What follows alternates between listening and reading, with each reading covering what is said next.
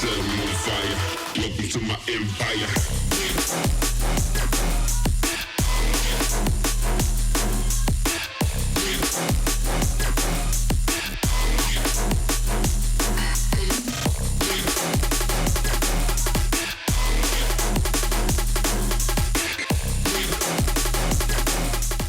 We always joke too. Luckily, we didn't get Wook flu last couple weeks ago from Lost Lands. At least I didn't. So You guys went? Yeah. How was it? It was pretty good this year, dude. Like he keeps expanding the festival to a point where I feel like it's one of the biggest festivals in the nation now. One of the biggest? Yeah, I mean, obviously, besides like the Insomniac stuff, like throw those True. out. But Lost Yeah. Lands, 7 stages. Like, did you see that campsite stage? No, I didn't. I didn't go at this time. Honestly, like I don't know what it is. I just can't go to festivals. Yeah. Like if I'm not playing, I just don't feel like going. I don't know why. It's just like in me. It's just like I have this like instant fear of just going to the festival and then someone coming up to me and then going, "You playing?" And I'm Of going, course. and me going, "No." And that I feel like that conversation is gonna happen so many times throughout the day that I just want to avoid it. Yeah. That's understandable. A lot Yeah. of artists that we talk to, they're like, I don't even want to go unless I'm playing. I can totally understand that. That it's like a weird, even though you're feeling a FOMO in the house, but like it will be a worse FOMO that you're not on the stage. Yep. Oh yeah. I mean, I guess it's different because I feel like for some artists who are just now getting into the scene, it's a good motivator for Mhm. them to go and network and meet people and then Yeah. think to themselves like, hey, maybe next year I'll be there. But like I if mean- you already played festivals and you've already gone, Mhm. but you don't get booked, that year, it's just kind of like, well, what's the point of even going? I know quite a lot of people, like Joe B. He went Mhm. he went straight from like UK and he flew all the way to Lost Lands to just like pretty much network, which is great. Honestly, as an upcoming artist, like you want to network and stuff. It's a great place to be to network, especially that's just your community. Why not? Right. Mhm. Yeah, I was Yeah. gonna say that too. Like with the travel thing, I feel like that's what really like nails the coffin and not wanting to go because I don't know how those artists do it. Like someone was telling me that Wooly, he went for I want to say like Thursday or Friday, maybe his set Friday. He flew out the next morning to play in Atlanta, and then he flew back to Lost Lands and played on Sunday again. Yeah, no, yeah, that's whack. That really is. I had a 4-day, like I had something like that as well, where I had to do 4 shows in 4 days. So it was like Wednesday, Thursday, Friday, Saturday, and then come back on Sunday. It was brutal, man. I've done shows where I had to do like 3 shows a day, and it was whack. Holy cow. I had to do Dude. 12. I had to do 12 noon set and then do a 3 p.m. set and then go do a headlining set at like 12 at night and then go to bed and then do another show the next day. Oh my God, what was that for? That was just like my I think that was like before the pandemic. I was doing a tour and yeah, we packed that day up. And funny thing is, you would think that I would be tired, but like my young 20-year-old body was just like, nah, let's keep going. Let's keep adding more shows. Yeah.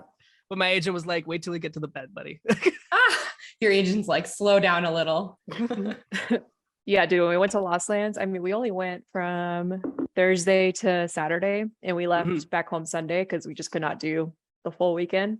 Yeah. And I remember just like heading to the airport and I was like, this same body did not go on a full bender for 4 days at a festival, let alone camping. Like, there's Dude, no way. Like, it bothers me even more because like the campers, they're like spending like what is it, like $200 to $300 or something like that. Mhm. Yeah. And yeah. that's a group, right? Like $200 to $300 per group. Uh-huh. Yeah. Okay. And then plus like you have to like deal with the whole camping situation for the 2 to 3 days. Mhm. Pretty much no shower. So like, Right. and then I'm seeing like tweets floating around of someone eating fucking someone's butt cherry. know. And then I'm just like, how is that? Like, what is that going through your head? This is 3-day festival. This person probably hasn't showered. Who knows? And you're just digging your face in there. disgusting. But dude, right? And like for me, I don't want to camp because of the food situation too. Like I remember the one year I did camp, I woke up at 7 a.m. and because I wanted to use the showers before anyone else, first of all. And then I was super hungry. And so the only thing available was like $16 chicken and waffles, you know? That too is like hiked price of like food, where I did like buy some food, even though we like when I was playing the pandemic year, I think it was 2021, they did have food, but they were like time slots to it. You missed it, you know what I mean?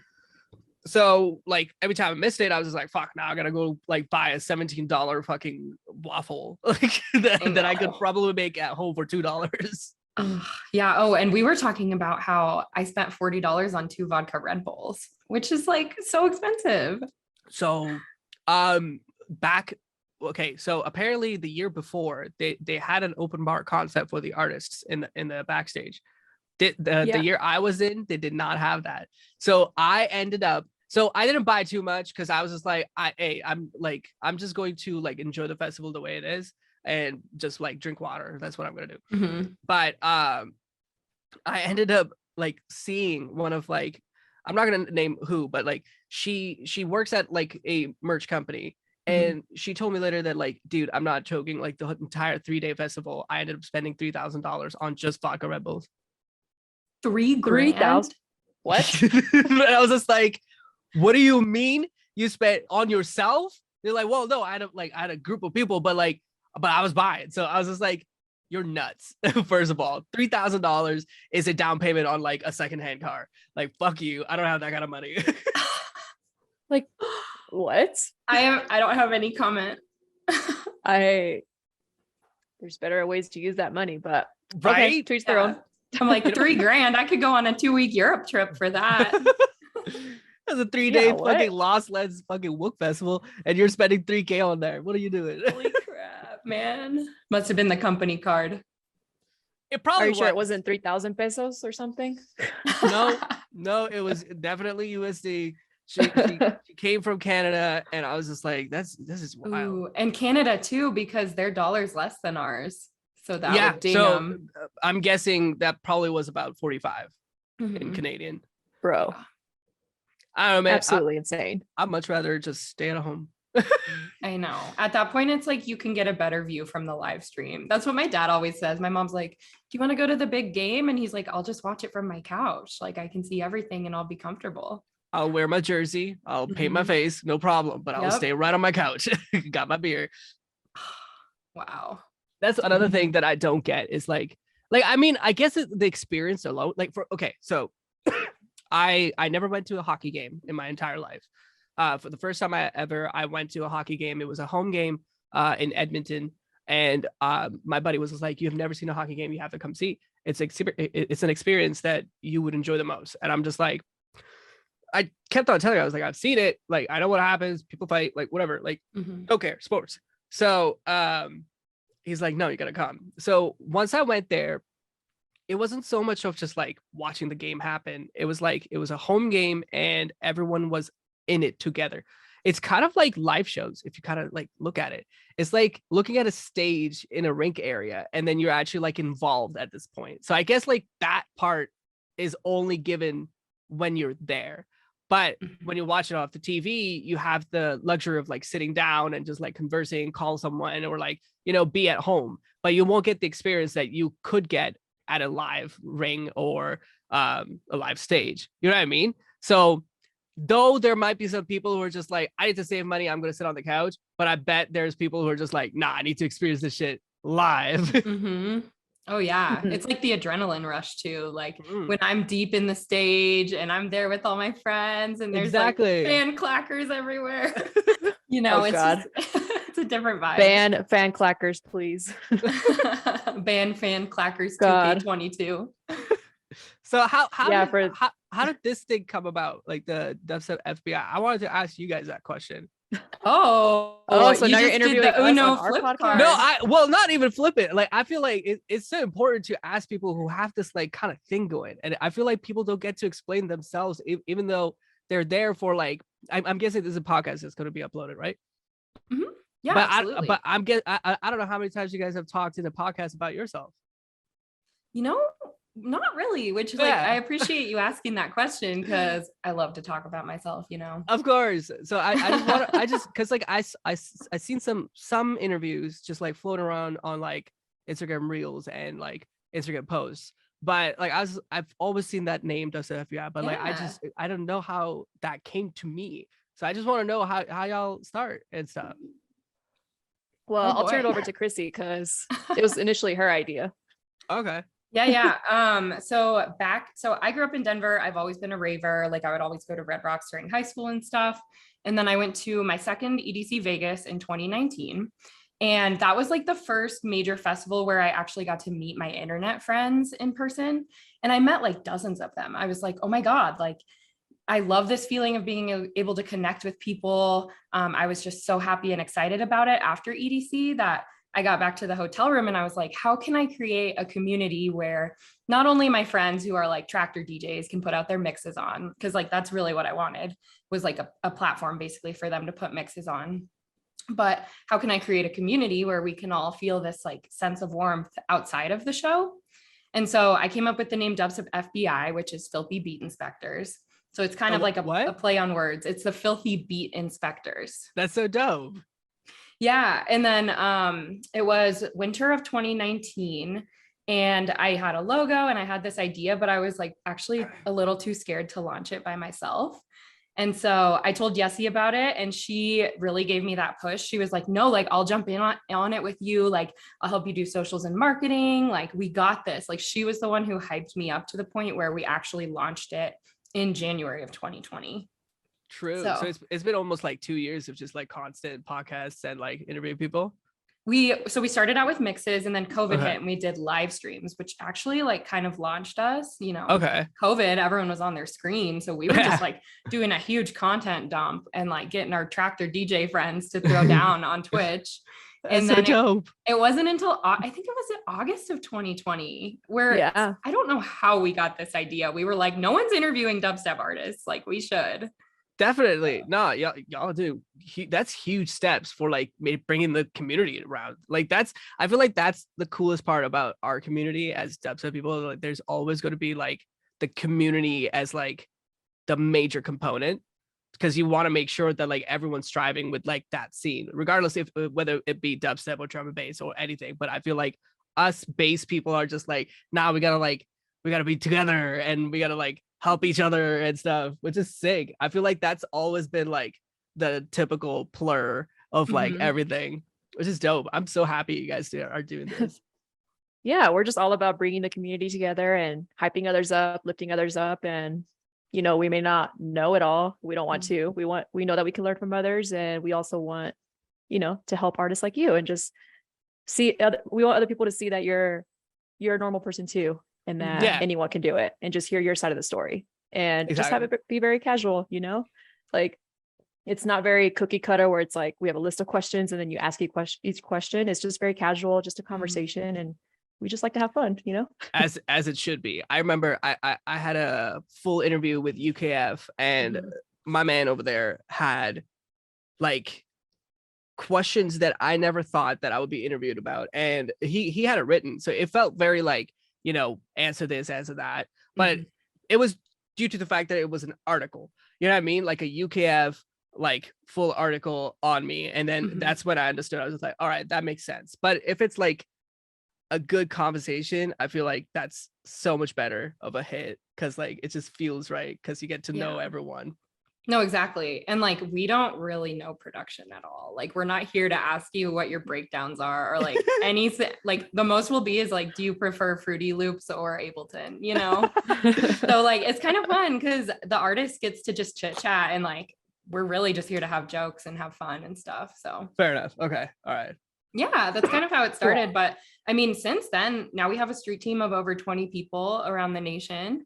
And, you know, we have reporters. So we're always covering dubstep news and releases and stuff like that. You have a street fucking team? Yeah. What? Our agents. Yeah. Our eyes and ears. No shot. There's dubstep FBIs everywhere. There are. Yeah. Almost at every festival, every state. No. Are they just walking with like a headset and like a microphone? They're just walking. right? shot. That's sick. That's we so were cool. we were joking that we need to get like a citation, like a notepad with DUBSTEP FBI citations, like one of those gummy ones where you rip it off and there's like a carbon copy, and you can fill out like who's getting the citation and for like a quick blurb of like for what and like what they're when they're due and stuff, and just hand it to people at the show. That's the funniest thing. Honestly, that's so cool, actually. Yeah.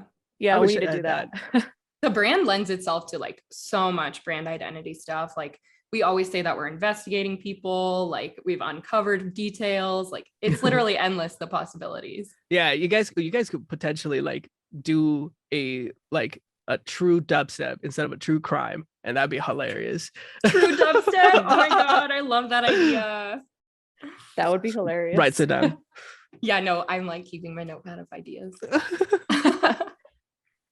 But turning back to you, actually, out of curiosity, well, you did start the Hardtooth Records. Yeah, I did. So Mhm. yeah. So like, I guess what inspired you to launch this, and what is your vision for it? Okay, so I'm gonna be honest. I'll be full transparent on this part. When I was working with Never Say Die, it was great. The label was amazing. They supported me through and through. No matter what I did, they just like, no, we know you, we like you, your family, blah blah blah. I'm really close with Maria Southgate, who is also Never Say Die's marketing and product management. But she actually moved to Canada recently. But anyways, so to both of us, when we were speaking to each other, it was big news that they just decided to just cut like cold turkey. So we all just kind of like felt kind of like weird and almost lost. And I wasn't the only person in that shoe, I guess. Like there was like people like Must Die and like Lax, even Zomboy, and like a lot of other people on the label were just like kind of lost. They had no idea what to do. But fortunately, I was speaking to the label manager quite a lot, TJ, and he I was just like so like demotivated almost at that point, because I was just like, man, like I don't want to go to this label, I don't want to shop again, like I'm past that kind of like concept, you know what I mean? So it kind of like it building your, like, even though you have a good resume, you could probably go to a label and start like pitching yourself. But the discography I had with Never Say Die, the amount of music I have is what like kept it standard for me. So for me to think that I had to build another discography and catalog with another label, I was just like, damn, like that's so much more work at this point. Like, why bother do something like that when I can start my own and just push myself and the community that I represent? So the label concept was lingering in my head since I started Dr. Rosie. Really, I wanted to start a label for a very long time, but I think I had like this like free download label, which was going to be something. It was called Signal Records, but it like the logo got stolen by like someone else, so we just kind of cut it because we were just like, we're not gonna sue these guys because we're dubstep producers, we don't make that kind of money. Right. But we finally came up with the idea Hardtooth, and I'm fortunate that like TJ from Never Say Die is like kind of mentoring me, and then I've got a perfect manager who's actually also managing the label, who is doing both ends of my project and the record label. So we're trying to like push the community guidelines on it, like where I want my community from like Twitch streams, because like I constantly hear feedbacks of like what people want me to do on streams. So when I listen to other people's music, I also get inspired to like, maybe you should release it on my label because this is the community that we're kind of growing anyways. And yeah, it's a win-win for like the community and I. So it's great. I love that factor right now. And it's such a baby stage right now. Like I feel like it's growing, but it has the potential and it feels nice. It feels new. Like it just feels like a new beginning for my end and a new concept and new project. And if it wins, it wins. If it fails, I don't really care either, to be honest. But it was a good idea for me. That's so cool. Yeah, we consult a couple artists who do self-releases, and we're always like, hey, maybe you should consider starting a label. And it freaks them out when you say that, but you're like, you don't have to start a label in the sense where it's like full 100% on socials, you're signing other artists, like just kind of start it quietly and then release your music under it. Like no one has to really know. But I feel like building that equity in yourself and your brand, like that's going to get you really far. That's longevity right there. It definitely is. But at the same time, like my label is so small and it's so tiny that I don't have that much of a manpower, if that makes sense, or woman power. I just like it's pretty much me, my manager, Dioxide, who's like the marketing and product manager, and then we have our in-house artist who is doing all the illustration, and it's just all four of us. But it's time consuming on my end because not only I'm running a label, I also have to run my business, which is Dr. Ozzy as well. So like when there's a song that's coming out, I'm doing the motion graphics for it. I'm creating the video assets and all that stuff for the artists that are like signing with me. You know what I mean? So it is quite like, I guess that will be the part where you got to build a team that like can help you out with that stuff. But I could totally see when people get like a little scared from that concept. But I was too. I mean, it did scare me the moment I was just like, I got to make a label happen, but I don't know if it's going to be too much work. But I finally got like, honestly, over that fear. And then I just kind of fucking did it, to be honest. And it worked out. Is it okay if I swear? Oh, yeah, of course. I would be offended if you didn't swear. Okay, because that's my salt and pepper. Just saying. Okay. I curse like a sailor, so. Sweet. Yeah. Okay, good. Running a label is a lot of work. I don't know if you knew, but Chrissy and I are the label managers at Welcome Records, and so we help. We run everything from A&R. The only thing we don't do is distribution. We work with Create. So do we. Oh, cool. Yeah, it's a lot of work, dude. Like you gotta communicate with the artists and the artist managers, get the mood board on what they want the art to look like. Work with graphic designers to create animations and the artwork. And sometimes the artwork may not be what you want it to be, and so you gotta take that loss, and then then you got to build out a rollout plan, and then we have like songs coming out every week. So it's like, you want to be able to give attention to all of these tracks as much as possible and not make it seem like you just forgot about it. Cause sometimes, we'll release on Friday and then we have another one coming out the following Friday. So then we have to announce it Monday and, do the whole, rollout. I talked to my team about that. I was just like, man, like we can't do every Friday. I feel like I want to focus on that release for the 2-week span that it does have, which is like the rollout plan to it and then the rollout after it. You know what I mean? I feel like that also is just as valuable. It's unfair for the release that happens before the next one because they might get more of a marketing than the other one. But yeah, no, I've dealt with it just recently with the artwork bullshit. I hated it. Where there's just like, no, we want this and that. I was just like, come on, man. Like I only got this like razor thin margin budget. Like don't fuck around. Literally, and you have to have a canvas, an out now asset, YouTube crop, story teaser. That's all me. That's all I have to do. I'm literally doing every single one of them. Are you doing in After Effects? Yeah, I'm pretty like well versed with After Effects. So like, I mean, like over the years, like that's the only plugin I've used for motion graphics. So, I mean, not plugin, what I was saying, software. But yeah, like I'm really good at it.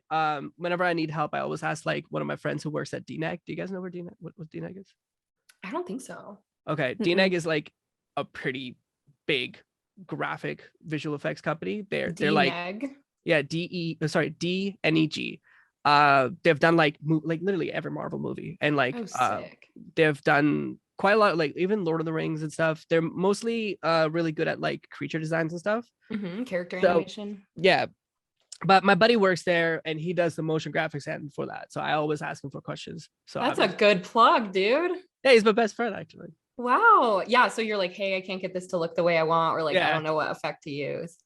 Well, it's honestly like I never ask about like obvious questions, which is like how do you copy or paste? Google Yeah, but if I would ask him, do you have like, because After Effects has like this option to use expressions, which is now getting into coding. And I am not that nerdy. So I just ask him. So I was like, what kind of expressions do I use for this? And then he tells me this one.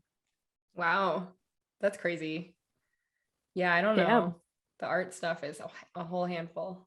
I'm just happy that like, because I know motion graphics, like the label has some video assets, but I feel like it would have been another like cost that I would have had to like fish out for another person who had to do motion graphics. It would have been crazy. Dude, yeah, that's like $200 at minimum per release. Yeah, and that's a lot of assets. That's literally like Instagram stories, Instagram reels, TikTok, shorts, like all of the social platforms. And now there's so many social platforms that you gotta hit every single one of them.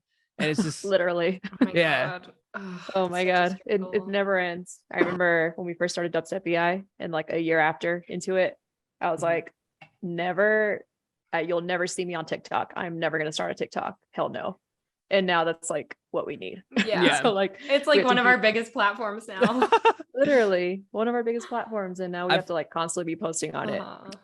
it's so annoying because like I really want to like try my best to be on TikTok, but like I just can't put a face on. You know what I mean? Like I feel like I have to do something to please someone, and that's not what I did music for. You know what I mean? I just did music because I was like, this helps me just not be a fucking psychopath. So like it just helps me be me because I just get to, you know, have that daily dose of serotonin. But when I look at TikTok and I always like record myself and I look at it, I just like, this is absolute garbage. I'm deleting this shit.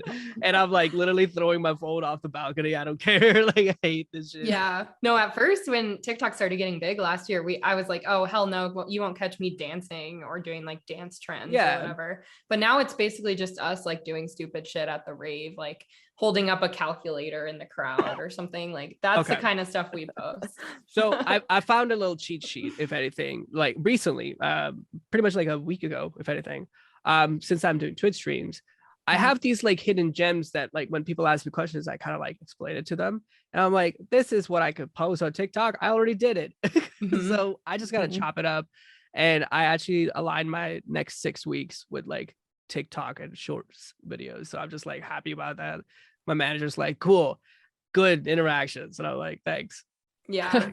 People just like show videos too. Like, you know, we don't even purposely create content for TikTok. The only time we ever do that is if, you know, Christy and I are traveling out of the country. We'll just find a cool little area that has like a cool statue in like Iceland or something, and we'll just be like headbanging. Like headbanging around the world. I've seen those. I've seen those. I remember that's the only that's like really the only content where we purposely make it for TikTok, because people just love it when you're like in a different country and you're headbanging. I don't think I'm following you guys either. It just showed up. Which one was it? I think it was like some sort of like it was a statue, but then there was another one that the binoculars. No, not the binocular ones. But you both were like wearing a jacket and like beanie, I think. Oh yeah, I think that was the one we were in hiking. the car. Oh, hiking with headbangers or something like that. Something like that. Yeah. Fuck. What is this still Dubstep FBI on TikTok? Yeah. And then there's dumb ones that just go viral. Yeah, we'll do that, but a lot of other videos are just show videos. Right on. Yeah. And it helps, you know, promote music basically. Like how do you guys feel about TikTok though? Like do you actually think that this is a platform that like is a make it or break it, or is it like a good platform to like be heard and be seen, and then after that like you kind of continue? Like do you think it's better for like the generation that is coming up as like dubstep or any like music producer who's like trying to come up? Do you think that TikTok will be the platform to start off rather than Instagram? I wouldn't Facebook? start on TikTok. I would start on Instagram probably, or Twitter. Like what I always tell artists, like, what is your strongest platform right now? Okay, focus on that then. Right. Okay. Because like you get to the point with TikTok where if you're just forcing yourself to make TikToks, it comes off as really inauthentic. And I think it could be like a detriment to your brand. But then you also have the artists like the gym talk guys who are like these hard style, like big buff guys who are playing their Right. songs on TikTok and they're getting like 1 million spins from their Okay. videos. Because I always see like, man, the nitty gritty, like he's always posted and he's good at it. Mhm. By good, I mean he is posting regularly. So I'm just like, is that what it is now about TikTok? Like where you got to post regularly and you want to be like noticed, so you just post there? Or do you think you just stick with like your good old fashioned Instagram? Old fashioned Instagram. I mean, I think it's a really good platform to promote yourself, promote your music. I mean, a lot of the dubstep community is on TikTok. So, Right. Yeah. you know, using the right hashtags, Uh-huh. like Keizo, for example, he wasn't on TikTok before. And Right. now he just started posting all the content that he was posting on Instagram as reels. He was posting Mhm. it on TikTok as well. And See, now that's he's, the like, thing that growing. like bothers me too. Is just like when producers or music guys, like every music artist, I feel like they're just gonna make one content, post it on 3 different places, where it just Yeah. kind of sucks. Like, because you wish that was like a one area One to fit post all. that. One Yeah, size fits all. and I think YouTube might do it. We I do think- it sometimes. Yeah, I feel like the platform YouTube could potentially kill the whole, like, you know, you have to post on everywhere. But now I feel like shorts are coming in and Mhm. they're actually putting like I think they put like $100 million as funds for like people to like create content on YouTube shorts. So they're just giving out like $1,000 to everyone. It's like which an is- incentive. Yeah, and same thing with Instagram Reels. So like they're really trying to like crush TikTok like from every way possible. But I don't know. I don't think TikTok is just like gonna die from that at all. I like it because you go on TikTok and it's not like location based at all. Like you go in and Mhm. it's just kind of like you're walking into a portal where you could be watching a video from a year ago, but you have no idea. You have no idea who your audience is or like who's even following you and where they're from, really. There's no like Right. location service. Mm-hmm. So that's what's interesting about TikTok. But yeah, I mean, Instagram, like they're now paying us to post reels. It's like a Right. few cents a reel, but like Right. it's still an incentive.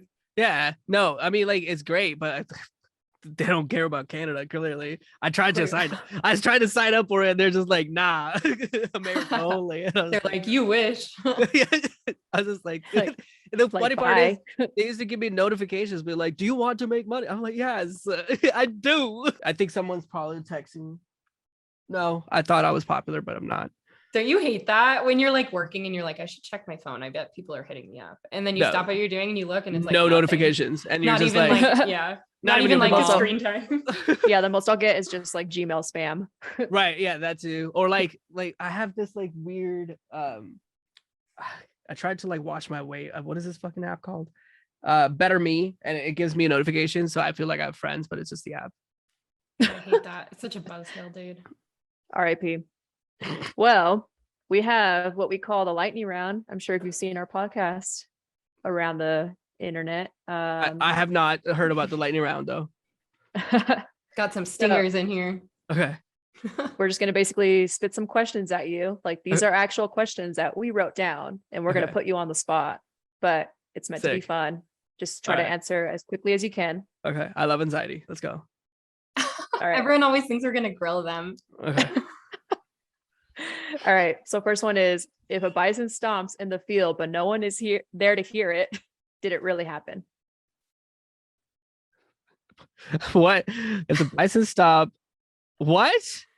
Say it It's again. no one is there to hear it. Did it really happen? If a bison stomps.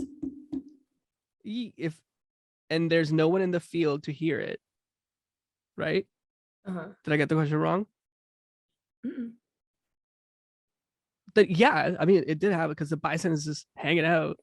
My dude's just like stomping away. He don't care if anyone's there. He's just stomping. So then Okay.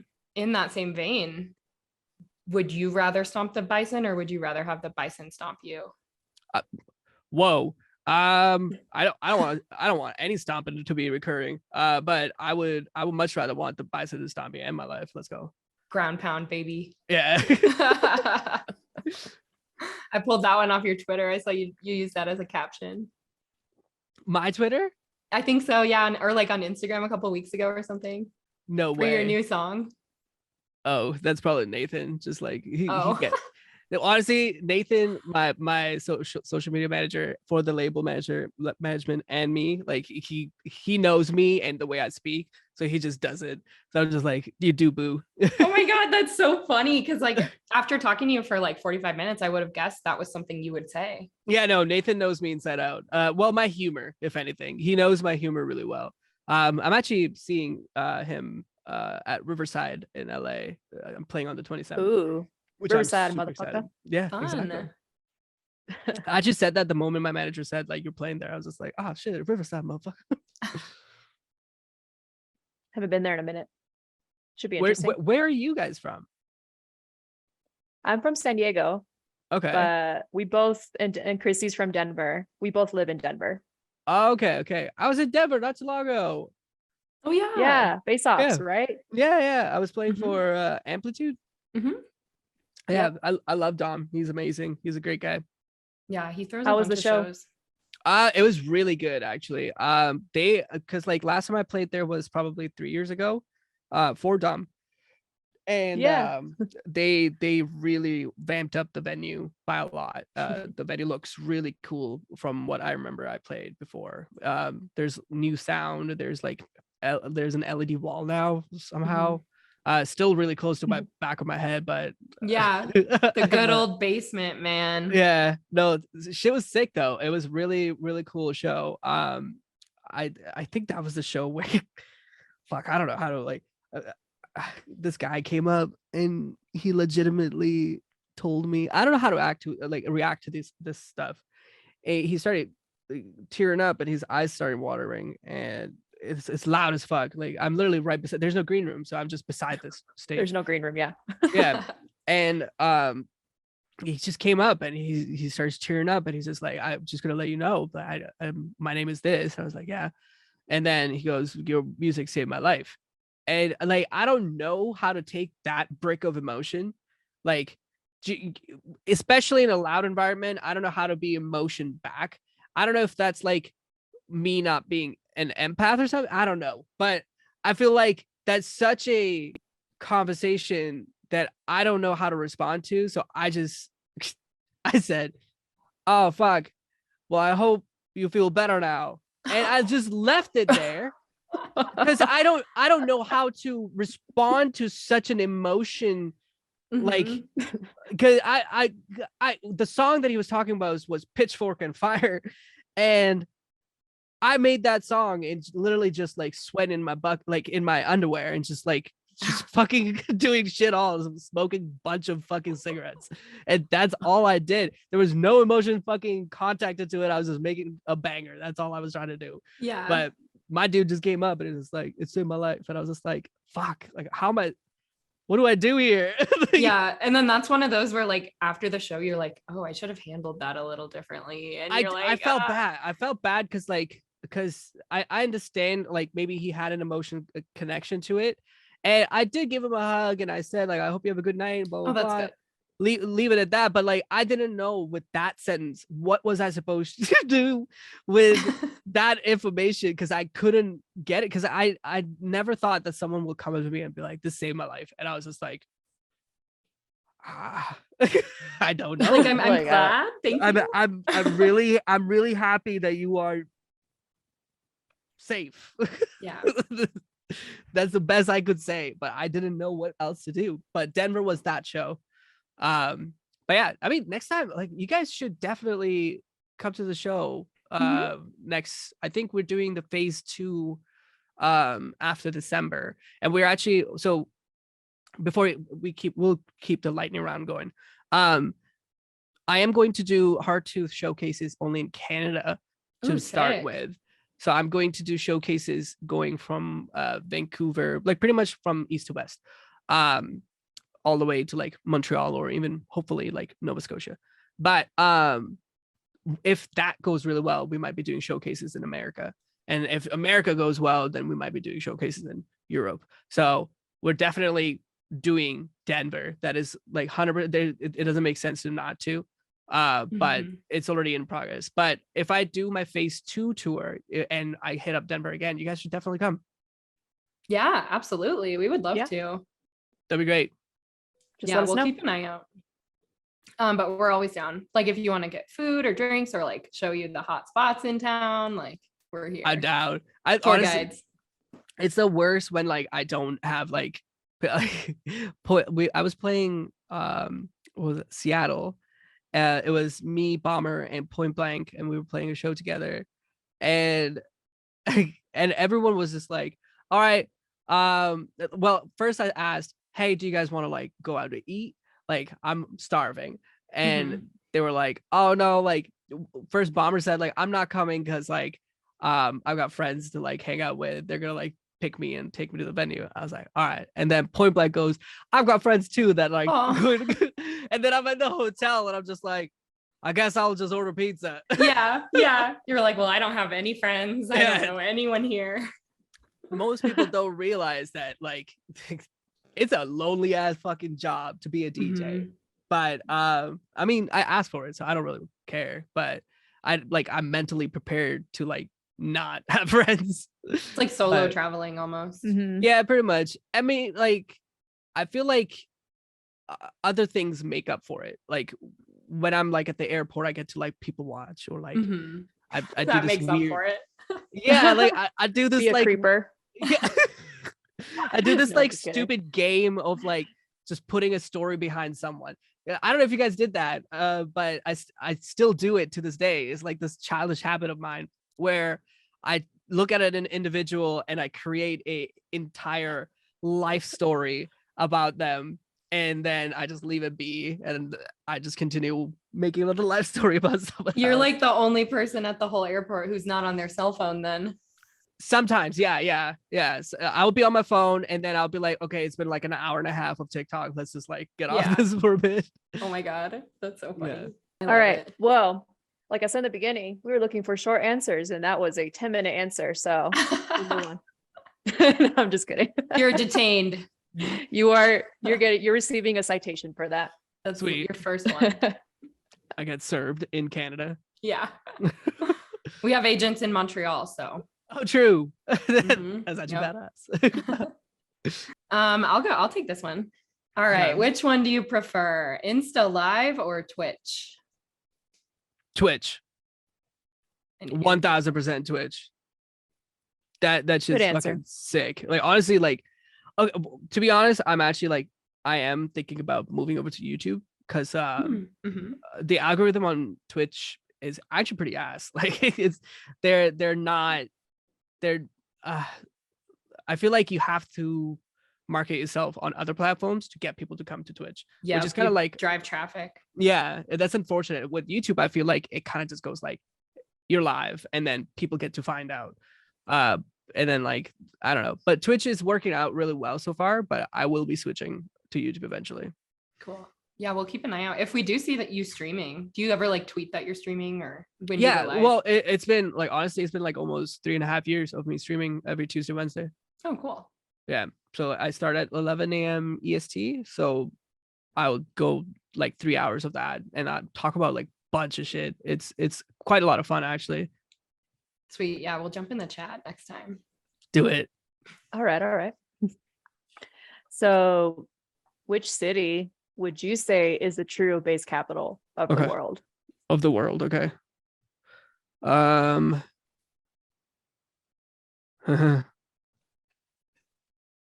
You want to got say two Denver girls here, so I know I want to say Denver, but like man, I've been to many, so if I were to say in America, Denver 100%. Yeah, Denver would take the cake of like base capital because every time I've come there, like there's people to like come see me. You know what I mean? Yeah. So I've never had like a bad show over there. If there's a bad promoter, of course, that's a different story. But yeah, like Denver is definitely that. In the world, I would say Paris takes the cake. Wow. Yeah. That's a new one. Paris. Yeah. Wow. Those French Yeah. guys do love dubstep. Yeah, no, I played Animals. And that was actually my first show that I ever played on CDJs. And I fucking train wrecked that set. And it was, the worst part about it is that I was closing for Excision. Oh my God. So nerves. So I was just like, and they had such a system that like I never seen CDJs move because of the subs. So like they were moving across. So I had to kept like grabbing them, putting them back together. Holy And it was cow. so loud because of Excision. He came through. So Mhm. they're just like, we gotta put every PK sub possible. But Sounds about right. I played Animals again. It was a back-to-back with it was like a Black Label back-to-back. It was Mhm. like me, Trampa, Backlight.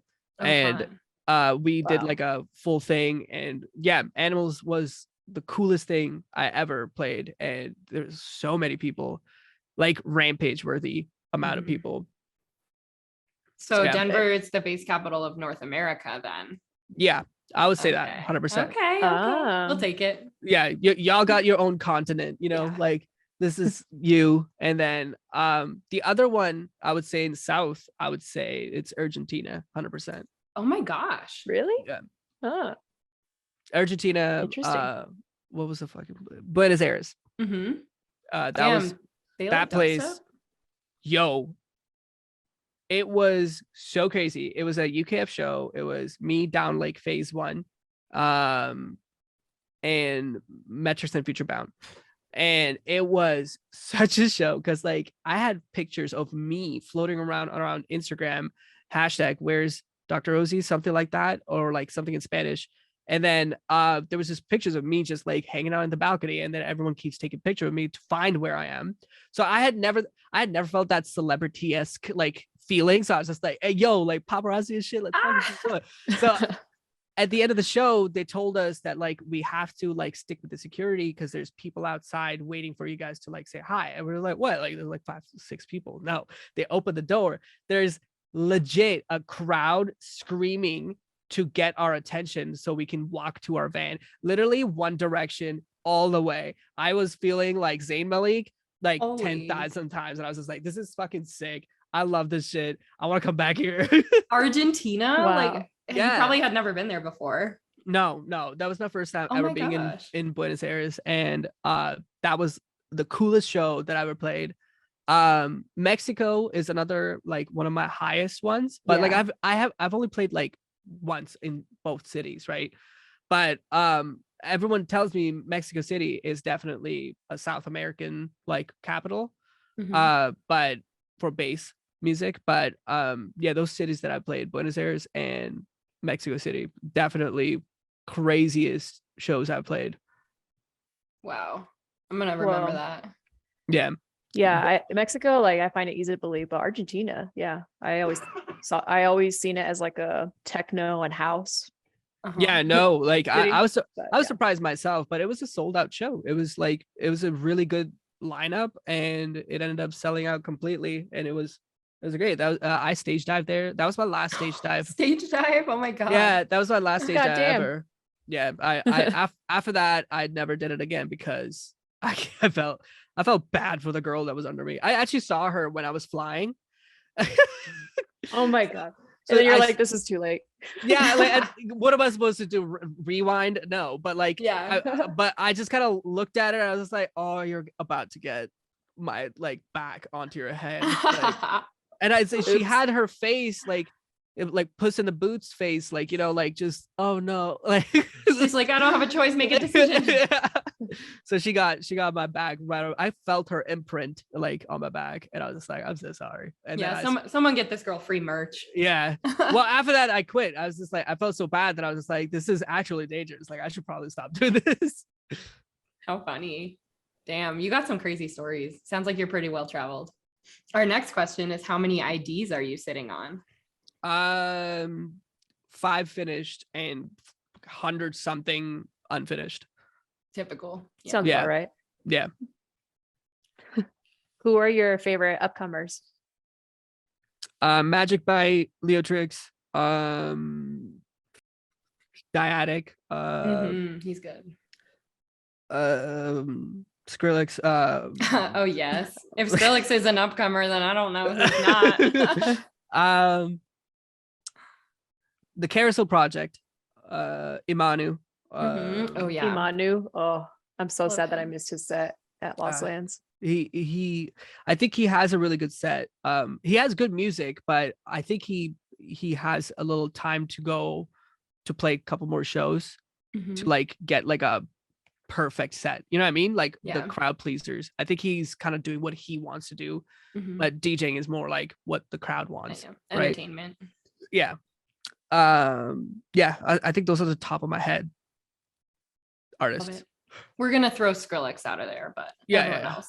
I've Yeah. Okay, this is one of our favorite questions. This is actually the one that's gonna put you on the spot. Okay. So fuck, marry, kill. Hi, I'm Ghost, Sultan, Spaghetti. That's funny. They're all like good friends of mine. We purposefully did that. Nice. Fuck, marry, or kill. Okay, I would fuck Spag. Oh, like in a heartbeat. I would marry Sultan. I guess I would kill High Ghost. Oh, both of them? No. I mean, can you kill a ghost? Okay. Isn't he already dead? He's already dead. Well, so unless I'm a Ghostbuster. that's true. Okay. Yeah. That's a little. The funny Uno flip joke. card again. Yeah. We need to like throw that on the screen. Oh That'd my be God. funny actually. But nah, I'll fuck all of them. I'll marry all of them, and I won't kill any of them, to be honest. But yeah, if that would be the one. Love it. Yeah, in our last interview with Sultan, he was like, "Yeah, I'll fuck Dr. Ozzy. Dr. Yeah. Ozzy, come on over. Bring the condoms. Bring Yeah. the protection." Oh my God, how He- funny. He has no filter when it comes to having sex with me. That's for sure. Yeah, I don't know. Yeah. Maybe he's attracted That to you, bromance clearly. is there. I can tell. I'm attracted to him too. He's a great individual. Yeah, very attractive for Mhm. sure. Yeah. Love it. All right. Last one here. What is your pre-show routine? Oh yeah. Okay. I usually carry a red handkerchief with me. That's usually like what I travel with, and I always like before I leave the hotel, I'm always like rubbing it. I guess it's just like an anxious thing, but that's just what my mom gave me, so I just keep it with me. But before I leave, I usually do like whatever warm up I can to get the heart pumping, get to the green room, start like you know, just walking and pacing around. I feel like I talk to myself a lot, and there you would see like a lot of people like conversing with them in the green room by themselves, but I'll be the only guy just like going back and forth, just like pacing. And like about 10 minutes or 15 minutes before, I will let the stage manager know that like I've got a poo, and Mhm. then I'll go poo. Like the anxious poo comes through. So The I just pre-show anxious poo. poo. yeah. No, every show. It's not been a Wow. show that I'm just like, I got shit. Like it happens. I gotta go, and then I'm back, and I'm just like, wow, I'm ready to fucking play. You offloaded. Exactly. A shot of liquid cocaine is a drink, which is Oh. Goldschlager and Jaeger, and yeah, I'm off. Jaeger. Whew. Yeah, it's like a mixture. It's a Goldschlager Jaeger mix, and then I just take that, and I'm off after that. I'm ready. But I yeah, mean, that ought to give me the shits right there. That drink. yeah, Jaeger is definitely the worst one for poops, 100%. Damn, we'll have to make sure that's on your writer next time. Well, liquid cocaine is on my rider, but funny thing, Liquid cocaine. I don't know how I don't know how much time I have, but I have rum Kraken on my rider, which is the old yeah, exactly. Actually, that is an exact reason, because a lot of DJs are like Grey Goose, and then all the deck bunnies. I don't know if you guys know that term. Deck bunnies are the girls that like hang out around DJs. And yeah, Dak bunny. deck like A deck bunny. yeah, like in a hockey Deck bunny, like a groupie. Yeah, in a way, yeah, but like they only surround for the clout, like they kind of like hang out, like for the Insta story. Yeah, they could be the groupie, but they're also like just hanging out, like just being around there. Deck Anyways, bunny. or like when you're playing a set, they will like kind of like float around in the back, like on the Mhm. stage, and they're just like, "What are you doing here?" Anyways, Oh yeah. so those are deck buddies, just like a puck bunny, which is like a hockey term where they usually date only hockey players. Anyways, so where was I going with this story? Oh yeah, okay. So The deck Kraken. buddy, yeah. So deck buddies are usually like hanging around the green room and drink my Grey Goose, like literally down it. So I got so upset with that. Every time I played a show, all the deck buddies would just like come in and then they will just finish my bottle, and I'll be so pissed at the promoter. I'll be like, "Why did you like blah blah blah?" So I was like, you know what?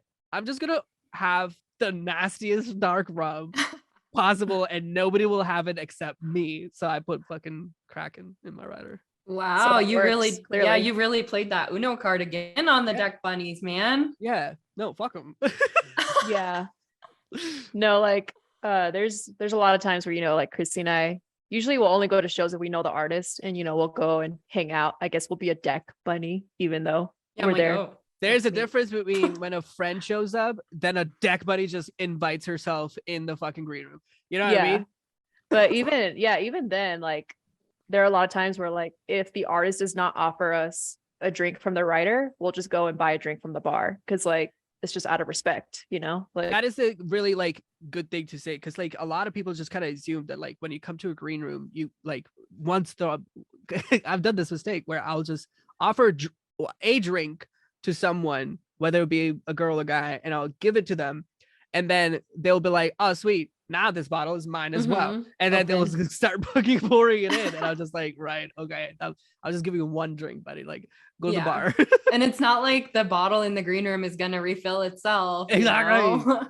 But mhm. I usually tell everyone that like I'm gonna keep my green room closed. It's only gonna be friends and family, and that's all. Mhm. But sometimes like people just kind of show up.